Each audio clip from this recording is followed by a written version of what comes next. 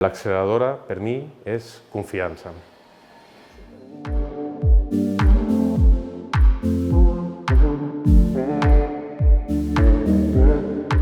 Soc Rafael Bru, soc CTO de l'empresa Dipuy Diagnòstics, que estem ubicats aquí al PCB,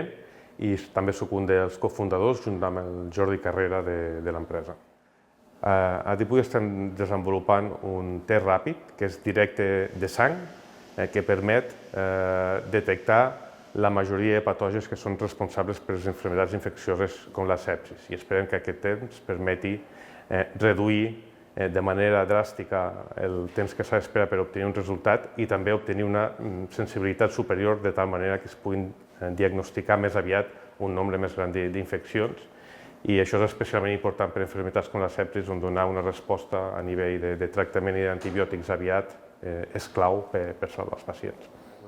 Nosaltres estem aquí des del 2020, quan ens van crear, i van rebre l'ajuda de l'accelerador en un moment inicial. Això ens va permetre accedir a més laboratoris i a utilitzar millor els recursos que teníem, de tal manera que vam poder fer més activitats i donar un major impuls al nostre projecte. Sí, com us podeu imaginar, en el temps d'una startup, 3 anys és un període bastant llarg, així que durant aquest temps hem tingut moltes fites importants. Puc recordar, per exemple, hem rebut els primers models del nostre instrument que estem desenvolupant, hem realitzat les primeres proves en mostres clíniques que ens han donat resultats molt prometedors, però jo destacaria sobretot una fita que vam aconseguir al desembre de l'any passat, que és que vam ser designats per l'Agència Regulatòria Americana, la FDA, com un Breakthrough Device,